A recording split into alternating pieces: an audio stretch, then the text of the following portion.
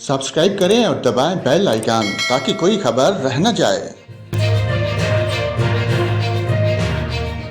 और नाजरीन, आपको बताएं, महकमा मौसमियात का कहना है कि बीपर जाए समुद्री तूफान मजीद कमज़ोर हो गया, जो गुज़श्ता 6 घंटों के दौरान शुमाल मशरक़ की जानब बढ़ा है। समुद्री तूफान बदीन से 170 किलोमीटर दूर है।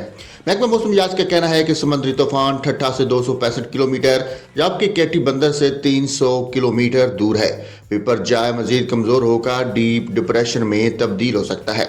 महकमा मौसमियात का कहना है कि कराची, हैदराबाद, शहीद बेनज़ीराबाद, सांगड़ में आज रात तक बारिश का इम्कान है।